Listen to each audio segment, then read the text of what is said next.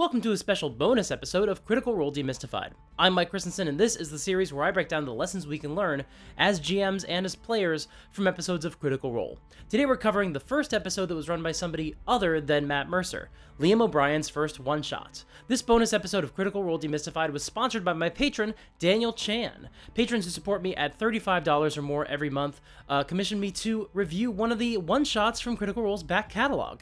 I will eventually cover all of the main canon one-shots, like the reunion episodes featuring Vox Machina or the characters from Campaign 2, but if you'd like me to break down something run by another cast member or a battle royale or one of their sponsored episodes, then as long as it hasn't been taken down off of YouTube, you can get me to cover it by supporting me at $35 a month or more. Now, this one-shot is unlisted on YouTube for some reason, but it's still available if you've got the link, which is in the description. And I think it's a shame that Geek and Sundry unlisted it, because this is genuinely one of my favorite one-shots from the entire history of Critical Role, and watching Liam run this game has actually changed how I run mine. Plus, the introductory scenes are just extremely funny.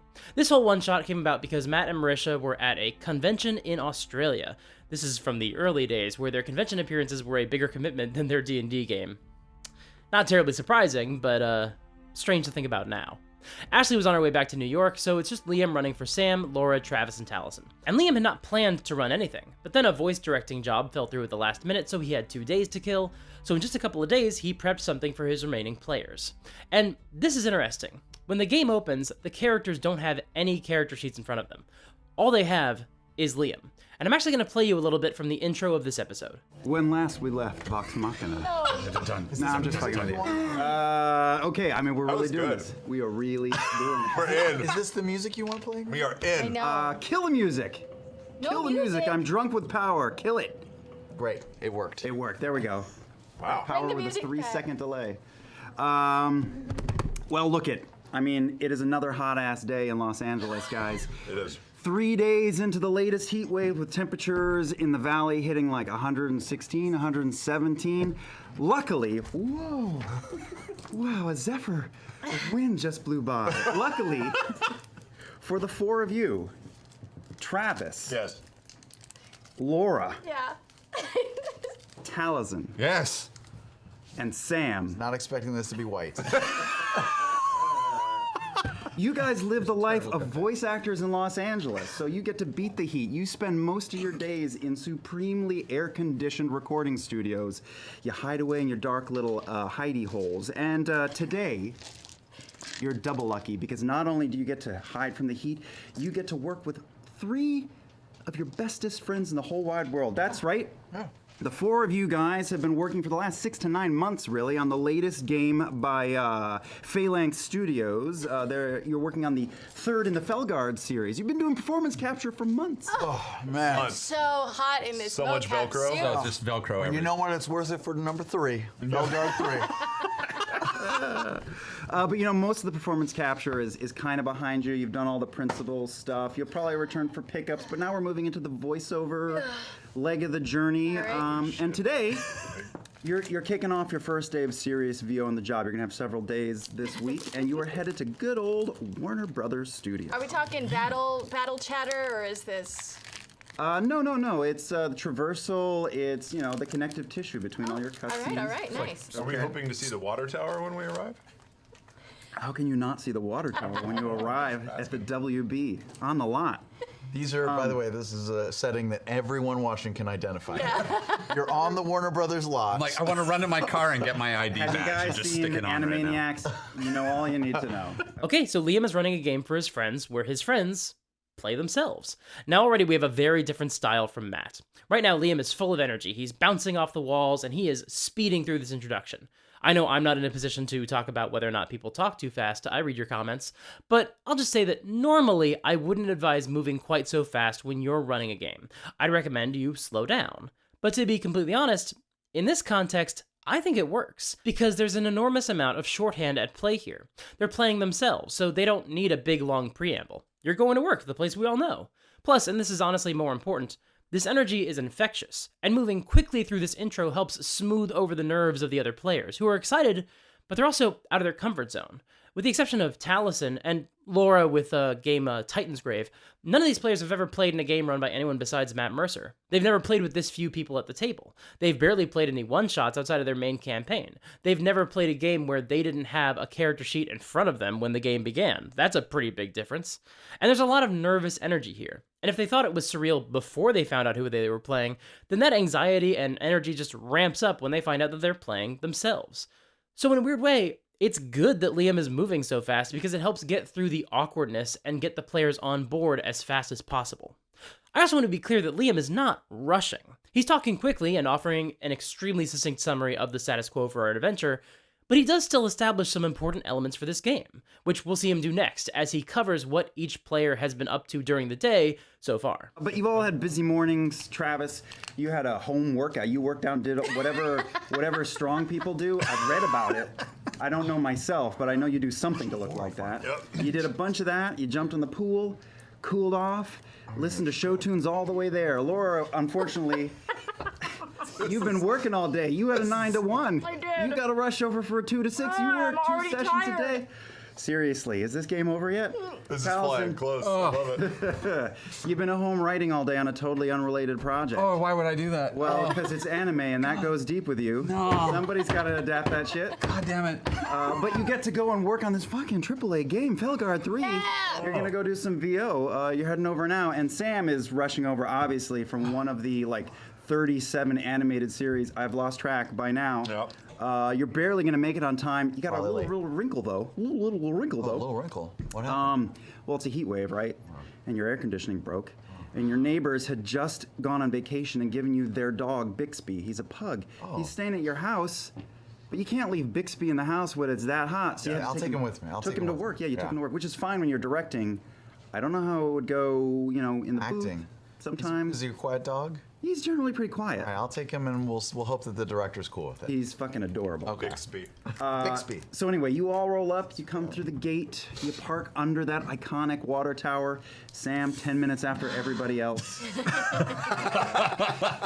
You hit that air conditioning, it feels so good to get out of there. Boosh, you cool down. Hey, guess who the voiceover director is? Who? It's Liam O'Brien. Oh, friend, Liam O'Brien, that lovable idiot. Here he is, he's gonna direct you. He's taking over for the voiceover leg of Felguard God, 3. Shit. this is really, really weird. This is happening. Yes, it is. But you're seeing some people for the first time in a while. I mean, other than Liam, who you see pretty regularly. You go downstairs and you're meeting. I mean, obviously Pierce O'Toole is there. He kind of helps. Pierce. He's Wearing a got his pin. Iconic red woolen Zizou cap on and the big beard and his tie. Love him. A new pin every time. Emma stops in for a minute, but briefly she has a bunch Emma. of stuff Her to do. hair looks amazing. Can you do an Emma impression? I think I'm going to steer away from that.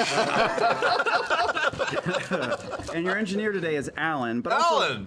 the devs are there too. Okay, we're getting really inside baseball here. Obviously, most of us don't know anything about the real human beings that Liam is referencing. But his players do know it. This is the wonderful thing about all of them playing themselves. The shorthand is effortless. There's no onboarding needed here at all. I mean, besides establishing Bixby, which will be relevant for later. Now, I also want to point out that Liam basically reads his friends for filth with that intro. He knows a lot about all of them, and he's using it here to essentially make his players feel more comfortable in the world by drawing on real-world details. But he's also just giving his friends a hard time and pointing out how well he knows them, because this one-shot is basically a love letter to his friends. This is an extremely meta game, in more ways than we've even seen yet. Now, for this next stretch, I would love for you to just go watch it. It's honestly a lot of fun just seeing them yes-anding the scenario Liam has given them, as well as watching them fall into the rhythm of what they're like at their day jobs.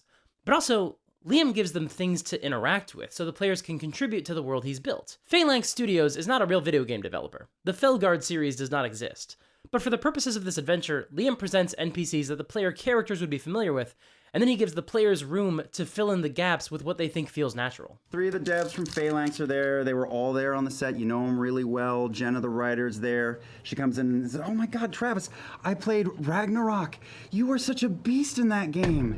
Thank you. It's And very kind like of you a to say. different kind of beast than from art. It was like, I mean, it's so stupid. I work in games, but like I hear you guys sometimes. And I'm like, God, I didn't even know it was him.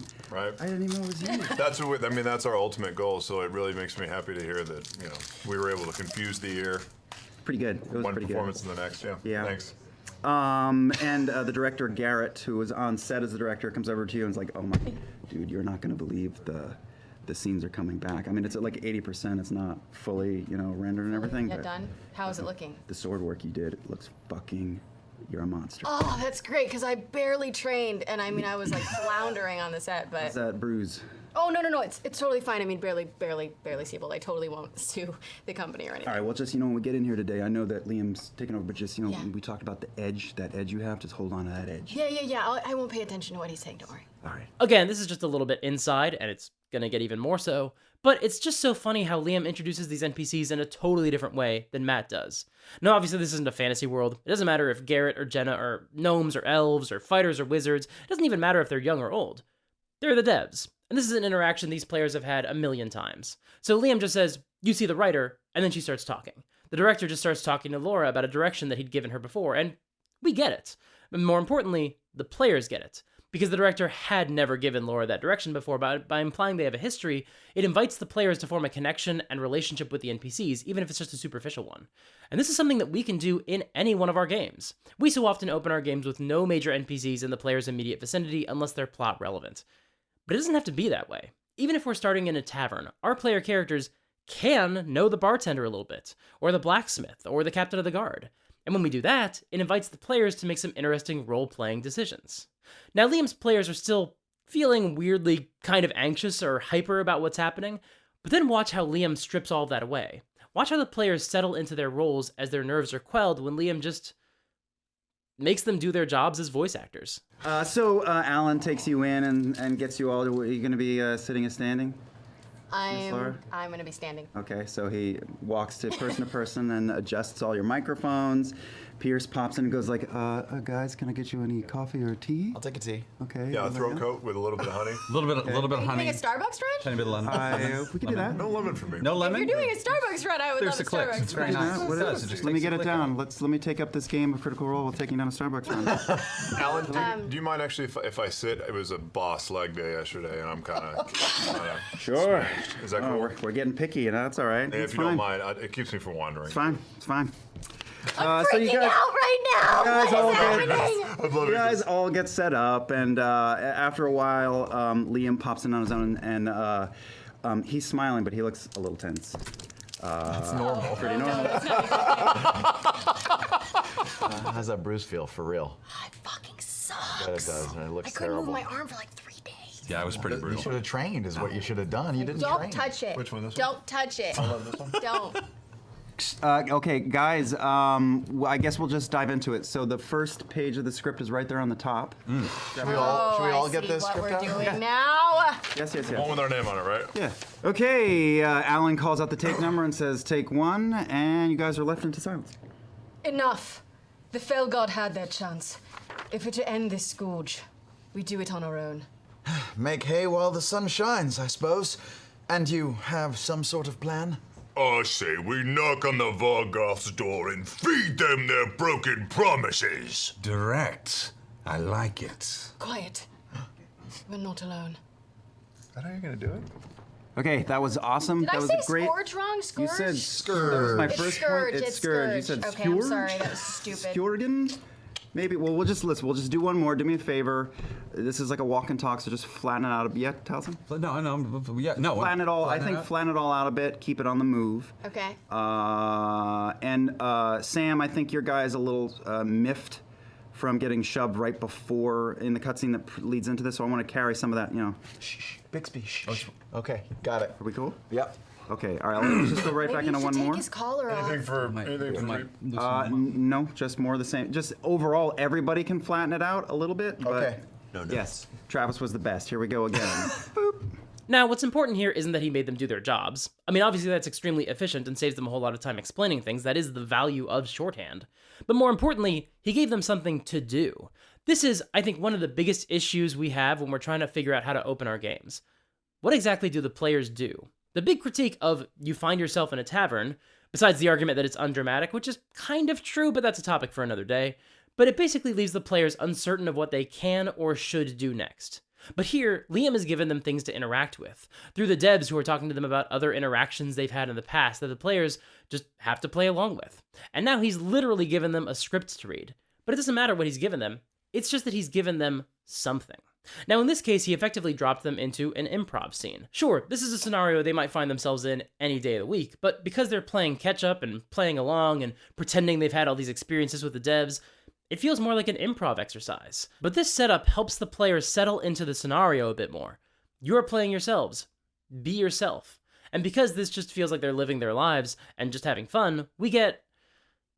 Okay, so this is such an inside joke for voice actors. We're not really expected to follow along, but watch the cast's reaction to this joke. It is dynamite for them. Did Alan say that? I'm sorry, is Alan? We're rolling. We're rolling. Sorry, I didn't hear the take number. I'm sorry, I spaced out his take 2. Real pro. Enough. The Fell God had their chance. If we're to end this scourge, we do it on our own. Make hay. Pick up. Pick up. Make hay while the sun. Pick up. Make hay while the sun shines, I suppose, and you have some sort of. Pick up. Make hay while the sun shines, I suppose, and you have some sort of plan. Liam cuts in on the mic. This is really good, guys. The whole room, the devs, Pierce, everybody is busting up laughing behind the glass window behind him. Let's just get a fresh one. Sorry, I was distracted.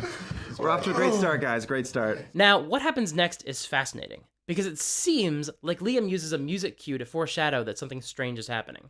And then Liam, the character, asks one of the NPCs about it, and then someone actually answers from off-screen, and then they move on. But because he's done such a good job of immersing his players into the scene, they react like their characters would, not like players who know they sat down for a session of a role-playing game. I do want it all flattened out, but just the very first line, just like really explode at Sam on Just the first line. until the exclamation point or the whole line. Through chance, I would say. Just Okay. round on him, and then, furrowed brow heading in. Got it. And just better overall. Thank you, Travis. More acting. Thank Okay, you. everybody's great. Everybody's great. Let's just do one more. We'll have this. What was that cue? Pierce? What was that? Some feedback or something. Fuck it. All right, last take. This is take 4.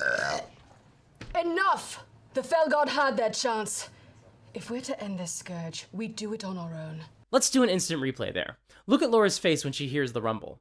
It seems to me like she's trying to figure out whether that was actually an accidental cue or something Liam did on purpose. But then, because Liam has immersed them into the scene by giving them something to do, she's back in the action. Also, side note, I just want to highlight Laura's FOMO in this episode. You guys are now vacuum sealed in, and they're talking, and you're Can they doing hear what us? you're doing. Are the mics live? Can they hear us? It's Can they hear us? I was gonna say it's Warner Brothers. They never give me headphones at Warner Brothers. They can hear you at the moment. Okay. Yeah, but you can't hear anything coming out of there. All right. The puppet show so far. And then, just as Liam says that, he turns to the guys behind him, and they kind of go back and forth. He takes his finger off your sounds for a second. Oh, God. This is gonna be 10 minutes. I hate not seeing They're what rewriting something. No. They always rewrite something. They're recasting something. and Can you rewriting hear us? something. You can kind of Can you tell. hear us? But if you pay attention to it. Can you hear us? I think they made it. Can you hear us? I could probably do my line a little better. He's Oh, no. trying to get some point across. Anyway, time is passing. And we're just sitting here? Yeah. In a hot second. He turns around. Can they hear us? Just give me 1 minute. We're just trying to figure out shit on our end. Okay. We'll go with Okay. it. Should we take a... He's already gone. I can absolutely understand why she took the feat that allows Vex to read lips. But then, in a single moment, Liam becomes a horror GM. And I'm going to play this for a bit longer because the shift in how he narrates this is one of my favorite things to see. So, Laura, while everybody's talking, you just kind of space out like you're looking at your iPhone for a little bit. Oh, you're right. You know what? Why? Say, why are we talking to each other? We gotta This is process not first. what would happen. But after like 30 seconds of that, and they have been talking for a long time, you're just sort of spacing out, and you stare over at your water bottle next to you there on the little standy thing, and you see, strangely, a little like ripple in the water. Oh, shit. And before you can even decide what that means, everyone feels a little under the Oh, my ground. God. Was that an earthquake? No. I'm Was checking. there And then the Checking entire Twitter. room rocks to the side. You guys all my God. sway to one side. You see everybody react behind the glass. And out of nowhere, what can only be described as sort of a pulse or force, almost like electromagnetic pulse through your actual brain. You wonder, is this what radiation feels like? Oh, God. And you feel the sensation is like your thoughts turning 360 around in your head. and you're caught in it, and then you're out. You guys look at each other, and the floor has kind of buckled up, and the ceiling is kind of buckled down, and worse than that, you look through the glass, and there is pandemonium on the other side of it. We have to get to Charlie! Liam is floating 2 feet in the air. What? What the fuck? Alien abduction style, floating in space. You can't hear a thing. You can't hear shit. You see everyone around him freaking out, and then suddenly his body rips in half. Not blood and guts. Not blood and guts, but like globules of matter, almost like beads of mercury floating in the air between. And the two halves just sort of hover, and the both halves of Liam's face look horrified and frozen in space. And then the next thing that happens is each of those halves, you see from that gooey miasma coming out of their body, a shriveled arm and leg go Okay. and they drop. Okay. And then the back wall behind everyone that you guys have looked at so many times has darkened and starts to look wet and purple and expands and bulges almost like the taut flesh of a caterpillar. And suddenly the wall sucks inward. And you're looking past through, really, Liam's two halves at a dark, winding, I would almost call it a tunnel, except it looks more like intestines curving in and away. And the devs are looking around in horror. By the way, Liam was wearing that yellow shirt of his with the lion with the glasses. That's such a good shirt. Are we in I'm so ADR 6? sad. Can I grab the electric This is guitar off the ADR stand? 5. Tiny one. Guitar! And that's when you see 4 more Liams. What? Liams in yellow shirts with the lion with the glasses crawling up the sides of that purple tunnel, not like a human, but like a little No. creature Gotta die. crawling in. Not okay, Don't give a Liam. fuck. They're They crawling gotta die. all over the devs. They're yanking them into that tunnel. The 2 Liam halves that were floating there have dropped to the ground, and both of them like demonic twins. I run to the sound You're door. an actor. Drop on the ground! I Can run to the drop on booth the door ground? and I bar I'm the gonna grab the door. mic and help Bar to, the to door? bar it. And there's a lock in there. There's a Well, lock. the good news is that the floor buckled up and the ceiling buckled down, so the door is kind of Jammed shut. jammed in place. There's also a Okay. splinter up through the glass Can they window. see us? Can Liam see us through the window? Everyone's really busy right now, and the 2 that dropped to the ground turn towards Pierce. Oh, no, and Pierce Pierce. backs up.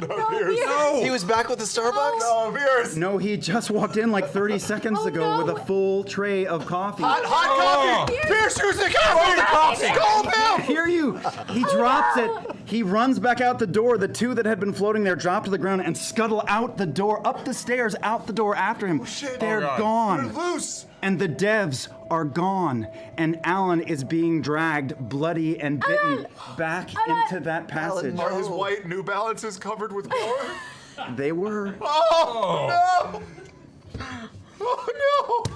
The lights in the room you're in flicker. What are we gonna do? We The whip lights go our out. fucking iPhones and start making What is phone happening? calls. What is Oh, yeah, we're looking for signal. I'm We're looking for signal. periscoping all this shit. Good Do we have God. any signal? You have no signal. What about Wi-Fi? Did this happen before? Wi-Fi. You do have, there is light coming out of them.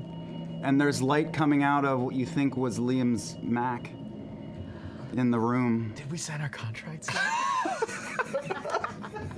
I love this clip so much, because this is when we discover that Liam has actually been in full control this entire time. He was talking fast, he was full of energy, but once the time comes to slow down, he is excellent at pacing things out carefully. I made a video before about how to read pre-written text aloud at the table, and I used clips from this episode because, quite frankly, I love the way Liam narrates these scenes. The way he seems to be discovering things as he describes them really connected with me.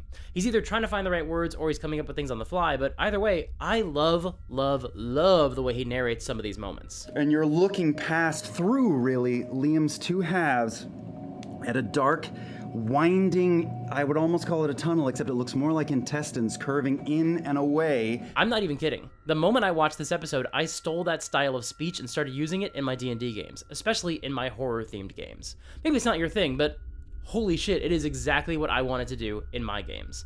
To me, it makes the world feel more real, because Liam is trying to find the right words, rather than just looking at words already printed on paper and reading them off. It also, maybe this is just me, but It also kind of feels like Liam is discovering this along with the players, which is obviously nonsense. He knows what's coming. He's got some plans. But I find that tone to be so fascinating, so energizing. I love the way Liam GMs this scene especially. Also, notice the restraint. No music until this moment. That's really smart. And now we're just getting this eerie ambiance, which totally works for this scene. Now at this point, the players start trying to navigate the situation, and Liam adds that the tunnel has sealed shut. I think that's to inspire them to feel like it's relatively safe to go through the window if they want to. And then, since they're going to start rolling for things, he has them take out the other piece of paper in their envelopes. Their character sheets. My intelligence sucks, you motherfucker.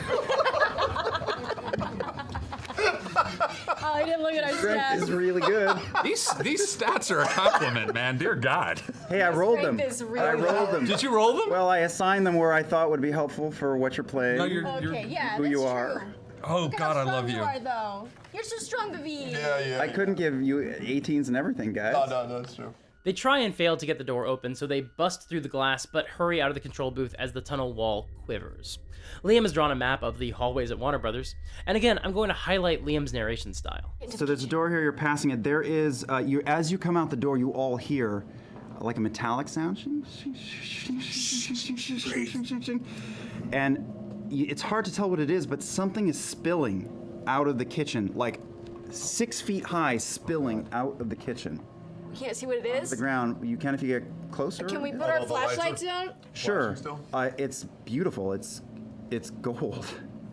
It's coins. Oh. And other stuff spilling on a diagonal slant down out of the kitchen into the hallway right in front of that friggin' little sitting area. That It's is a not pile what it of stuff. That is not what No, it looks like. I no, don't trust that no. at all. What do you mean, no? The gold? Maybe they. Why would they put it here? This is the worst place to put money. Who gives a shit? Maybe This there's is audio right? department. Maybe there's a vault down here. No. There's a lot of old vaults I down am here. not. Just While trying you to get guys are outside. arguing, Let the dog touch it. while you guys are arguing, a gigantic red, like a gigantic alligator's claw, I guess, comes down along that slant and rakes in as much of it as it can and pulls gold. God. And as it does so, a little goblet spills out. You see a sword spill out on the ground. Travis, shh. This is the other reason I love Liam's narration style. See, Matt probably would have said something like, you see coins, cups, glittering jewelry, a mountain of wealth pouring from the entryway to the kitchen, spilling out, forming a hill at a steep incline made entirely of treasure. It's precise and it focuses on details. It sounds the same way dramatic music timed with a movie might sound. It draws focus to specific things. But Liam's narration is more vibe-based and plays almost more like the player's internal monologues made manifest. Both have their strengths and weaknesses for sure, but it does create a very different feel at the table, one I really appreciate. Extra points to Liam for not trying to rip off Matt's style. He's very much trying to do his own thing with these descriptions. Now Travis rushes in and grabs some weapons, and Liam gives them a giant sword, a couple of daggers, a bow, and a staff with tentacles on it. Taliesin falsely identifies this staff as a caduceus, which is not quite correct. A caduceus has snakes, not tentacles, and Liam has never described this thing as having any wings. Also, the irony of Taliesin describing this as a caduceus in 2016 is very funny to me for reasons we'll discuss on this channel in probably like a couple of years. Anyway, the moment he touches the staff, Liam describes how Taliesin gets a splitting headache. Taliesin runs to the bathroom and takes a handful of Advil. But obviously this is Liam foreshadowing a change in Taliesin as he is unlocking magic powers. As I'm rewatching this episode for this video, I'm starting to realize that this horror game, based on real people, was probably a huge influence in my Curse of Strahd campaigns where the characters are teenagers from our world pulled into Barovia. Back to the game, these characters are only level 1, and also they don't come right out and say it until later, so I'll just tell you. Travis is playing a fighter, Taliesin is playing a warlock, naturally. Laura is playing a rogue, a nice gift from Liam given that she wanted to play a rogue in their ongoing game, but he called dibs on it first. And Sam is playing a ranger with Bixby as his animal companion, mainly because Sam gives Laura so much shit for how useless Trinket is, so Liam is just messing with Sam a little bit. Also, as a reference to how many different directing jobs he has, Sam's favorite terrain is recording studios. Liam describes this red, scaled hand reaching out and grabbing coins multiple times, and then as the pile is down to like a third or a fourth of the original size, a snout comes pushing through, and so the party runs. This is just a great little ticking clock. Just, hey, the more gold that gets pulled away, the more of this creature can get into this hallway. I love it. They pass another door and light is spilling out from the server room. They hear Ashley's voice say, "Find me waiting cafeteria." Then the hallway behind them starts to crunch up some more, not collapsing, literally crushing in on itself. They look through another door, and ice-cold water is pouring through as an ocean liner floats past, and they just see the porthole and the letters IC printed on the side. An ocean liner with ice-cold water and the final letters IC? Probably fine. And again, I know I'm repeating myself, but listen to this narration. Listen to the control, the precision with which Liam is controlling the pace. Taliesin grabs the door. You feel your thoughts twisting around in your head again. You feel that feeling of, you can only imagine high-powered radiation, something. Jeez, Taliesin, go, get away from the door, get You away from the door. can't move. Nobody can move. You're all frozen of us? in place. The moment his hand touches the door, you're standing on the steps and you're looking at the parking lot, sort of. The door in your hand is rusted and old, and you're looking at the 5-story tall form of a gray, green, legged, squid-like monstrosity. Everyone roll a d20. All of you, except for Taliesin,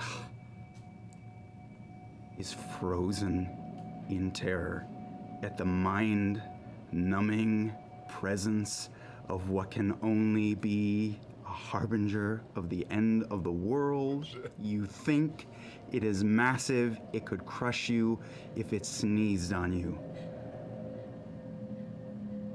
Has it noticed us? Yes, it has. I'm going to just gently start pulling people back towards the door very Its head slowly. brays at the sky, and a groan comes out of it like the sound of a whale magnified for 10,000 miles. If anyone is still alive in Calabasas, they are hearing an all-terrifying groan as it looks down at you. The pulse in your head goes, the Advil is not working. Nope. And you see it flex 5 stories. This thing is coming out of what used to be Olive Avenue. There is a massive chasm outside of the Warner Brothers lot, and this thing looks as if it were a Chinese dragon. It looks like it is continuing down into that crevice and coming up to here, and it is looking at you and flexing. And you see all over its body, little ridges, little nubs start to bulge and protrude, almost like little blackheads pushing out. And then you all feel that same pulse moving through your head as you're frozen in place, and Taliesin just agog. One of them goes, fires out like a little missile and starts to fall, and the beast is gone, and you're looking at a different sight. The building that it had crushed is there again, but covered in vegetation. Everything is covered in centuries of vegetation. There is a massive pond here in the parking lot, and you watch, dumbstruck, the fear releasing as a thing goes Oh, my car. splashes into the pond. You look out to the left at the gate, and there is still a giant chasm where Olive used to be. The nearest land you can see is by the gas station, or what was the gas station, Car 3 wash? blocks away. Yeah. The tower. You can kind of see one leg sticking up out of the foliage. You are in dense. Are we still frozen in fear? It's just released. And there's a thing in the water going. I don't think we should try to go outside anymore, guys. I think we're outside. We're outside and we have to get We're straight up outside. There's no ceiling over you anymore. There's no second floor on the building. All that's left is one of the doors, part of a wall. You're basically outdoors. Okay. We traveled time somehow. The group tries to sneak away, but Bixby rolls low on stealth, so they wind up in initiative with a creature that fell into the lake. This creature is not named, but it's described like a grick. And it's initiative, so here are some highlights. They're level 1 characters, they're pretty feeble, but the creature also doesn't do that much damage when it hits. It does have multi-attack, which is wild for a level 1 character to get hit with, but Travis only takes 3 points of damage from both attacks, which He's a lot at his level, but it could have been worse. They test their abilities against this monster. Most of them roll pretty badly, but Travis does get a natural 20. That's pretty cool. And Sam gets it in the eye with an arrow and brings it down. Also, during the fight, Taliesin starts launching weird, smoky black tentacles out of his arms. Thanks, weird powers.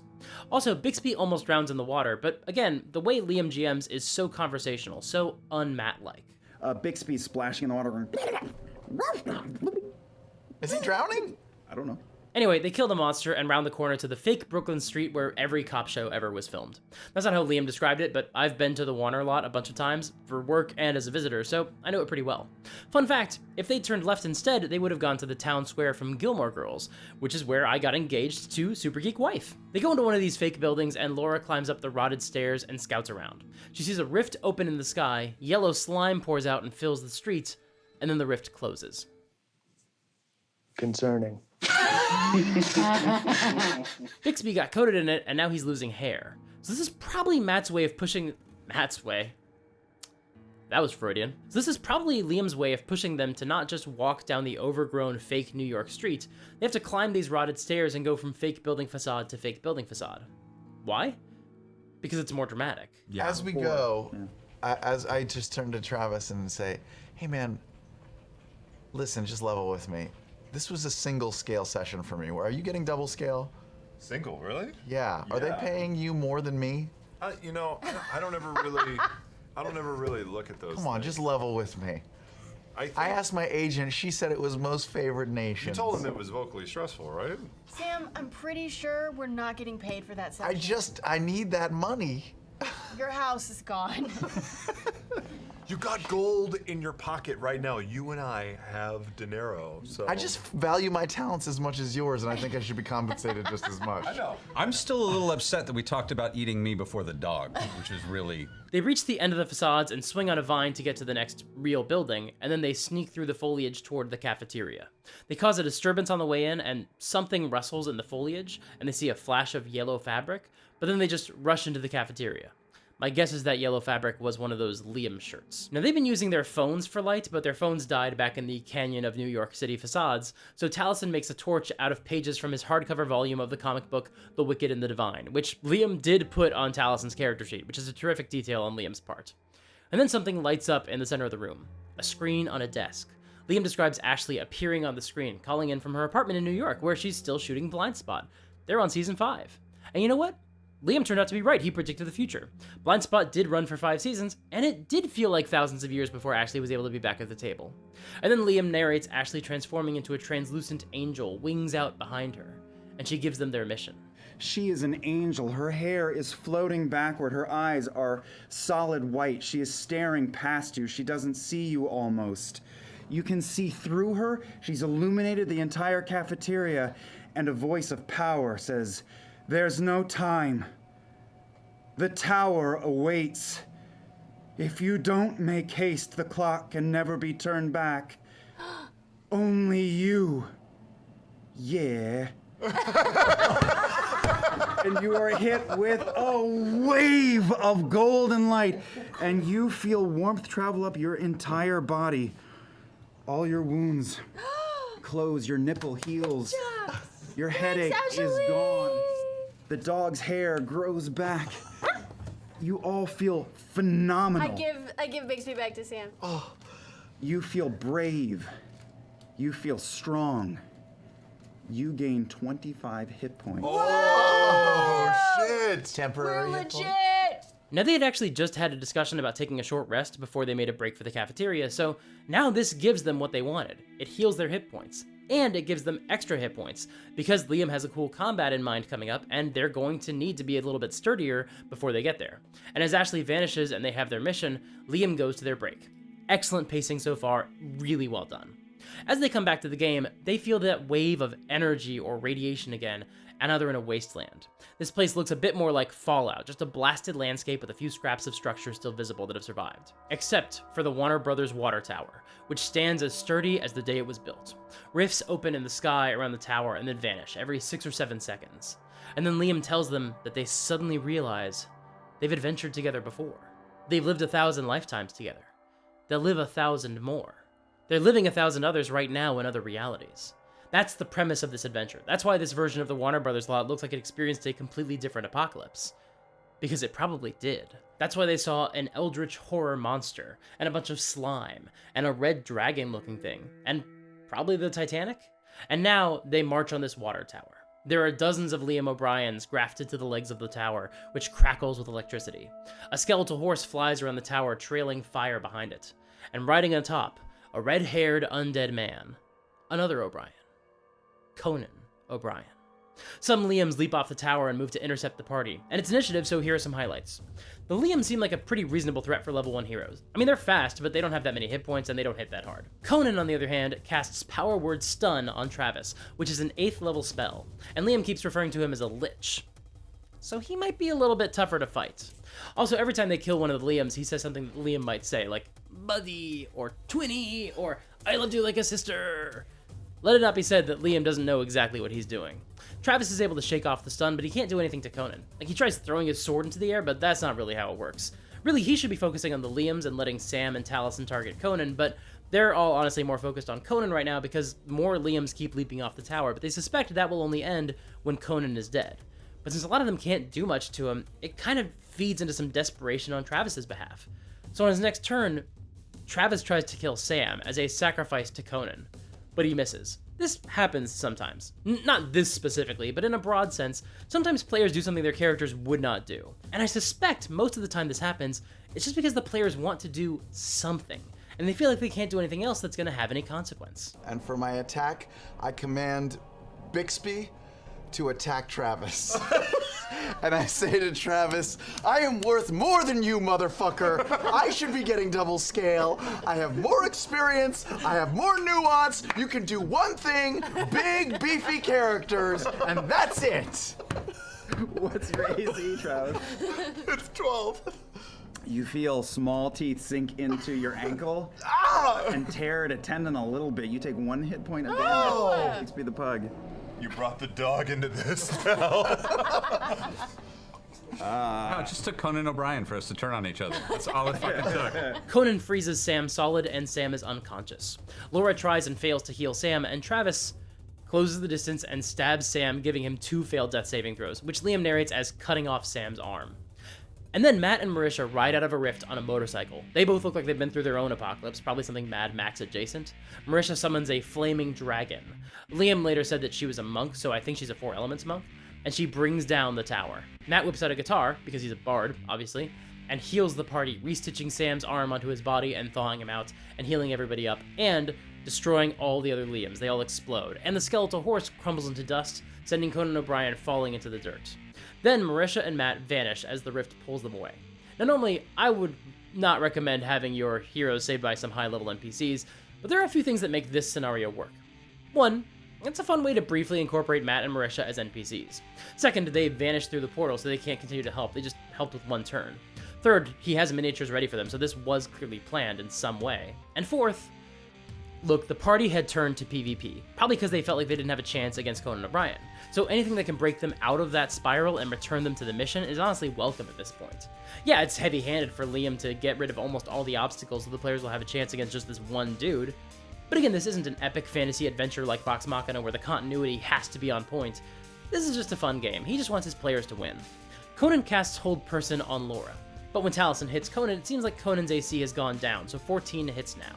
Maybe that's because he was on a flying horse riding over their heads, or maybe it's because Liam realized he had made Conan too hard to hit, so he changed it. Either way, good. Missing is not fun. The players converge on Conan and start unloading on him. Man, turns move fast when there are only 4 players and everyone has been dropped back down to 1st level. It's awesome. And then Taliesin rolls a natural 20 and finishes off Conan O'Brien. But things don't go back to the way they were, and the players just sort of sit there waiting for something to happen. And then Liam describes how they feel themselves pushed through time again. And then he admits, yeah, I was waiting for a music cue, that's why we were just sort of waiting. Anyway, the cue didn't come, so I just decided to move on. Anyway, that's it. That's the end of the session. It's abrupt, but you know what? It works just fine. The cast had a fantastic time. Maybe Liam didn't nail the final 10 seconds of the session, but he earned more than enough goodwill to make up for it, thanks to the terrific game he just run. And you know what? In about a dozen ways, Liam did not run his game anything like how Matt runs his. They did a quick Q&A after the game, and Liam said that he did not want to do high fantasy because he felt intimidated by how well Matt runs his games. So we just went in a completely different direction. And honestly, that may be the most important lesson in this video. In this hobby, the idea of the Matt Mercer effect looms like a shadow.